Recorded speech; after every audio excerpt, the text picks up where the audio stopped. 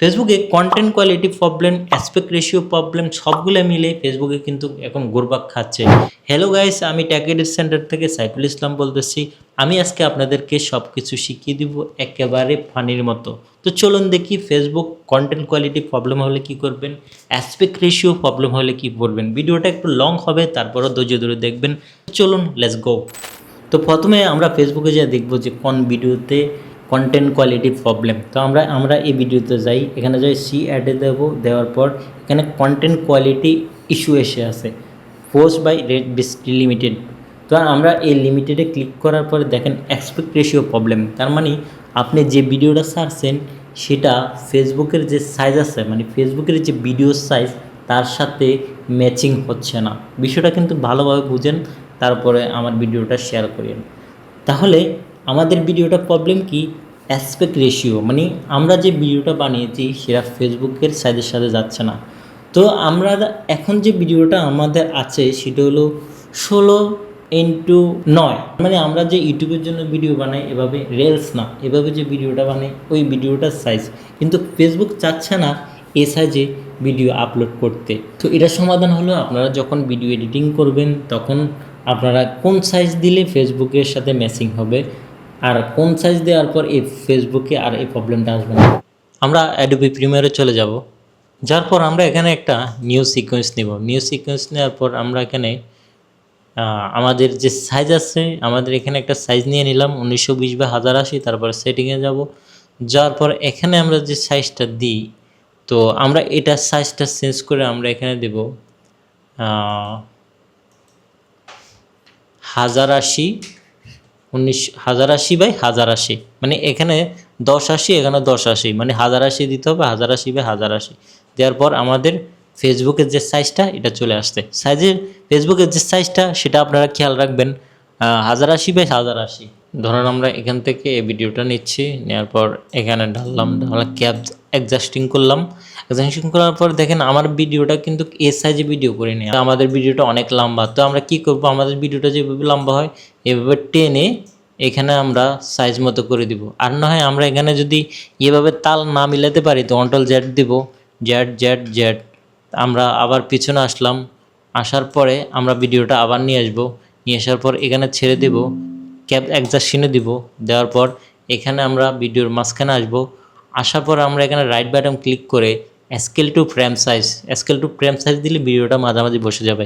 যেহেতু আমাদের ভিডিওটা হলো ভার্টিক্যাল সাইজ 16.9, তাহলে আমরা কি করব, আমাদের যে দুই সাইডে যে কালো বর্ডার, এখানে আমরা এখান থেকে টাইটেল বার নিয়ে আমরা উপরে কিছু একটা লিখে দিব এভাবে। বাস এভাবে আমরা যে বিষয় নিয়ে কথা বলতেছি, যে বিষয় নিয়ে ভিডিও বানাচ্ছি ওই বিষয়ের উপর ভিত্তি করে আমরা এখানে দুই সাইডে দুইটা টাইটেল বসাই দিব। এভাবে দুইটা টাইটেল বসাই দিয়ে আমরা এক্সপোর্ট করব কন্ট্রোল এম দিয়ে এক্সপোর্ট করে এক্সপোর্ট মিডিয়া টু ইনকোডার দেব। দেওয়ার পর আমরা ম্যাচ সুইচে ক্লিক করব। ক্লিক করার পরে আমরা এখানে সাইজটা ম্যাচ সুইচে দিয়ে দিব। দেওয়ার পর আমরা লোকেশনটা দেখিয়ে দিয়ে আমরা সেভ দিয়ে দিব। ঠিক আছে, এভাবে। তাহলে আপনার কি হবে, এই ভিডিওটা ফেসবুকে যে সাইজ অনুযায়ী ওই সাইজ অনুযায়ী ভিডিওটা তৈরি হয়ে যাবে। এগুলো একটা প্রবলেম। আরেকটা প্রবলেম হলো ফেসবুকে যাওয়ার পর আমরা দেখাই আপনাদেরকে একটা প্রবলেম কি চলতেছে। সেটা হলো ফেসবুকে যাওয়ার পর আমরা যদি এখানে ট্যাক্স লিখি, মানে ট্যাক্সও প্রবলেম চলতেছে। আমরা আগে ট্যাক্সে যদি লিখতাম, লেখালেখি করার পরে আমাদের প্রবলেম আসতো না। দেখেন আমি এখানে একটা লেখা লিখছি, একটা লেখা পোস্ট করার পরে এখানে দেখেন সি অ্যানালাইসিস দেওয়ার পর আমরা এখানে দেখেন কন্টেন্ট কোয়ালিটিতে লিমিটেড অপশন চলে আসছে। তো এটা তো ভিডিও না, তো এটাতে কেন অপশনটা আসবে? তো আমরা এটাতে ক্লিক করি, অপশনে ক্লিক করার পরে দেখেন এখানে কি লেখা আছে, কন্টেন্ট ভিডিও টু ফটো। তার মানে তারা আপনাকে রিকমেন্ডেড করতেছে যে আপনি যে লেখাটা লিখতেছেন শুধু লেখা দিলে হবে না, লেখার সাথে যদি একটা ছবি যোগ করে দেন তাহলে বেশ কন্টেন্ট হবে। তার মানে ছবিটা রিচ করবে, সবার কাছে যাবে, ভাইরাল হবে।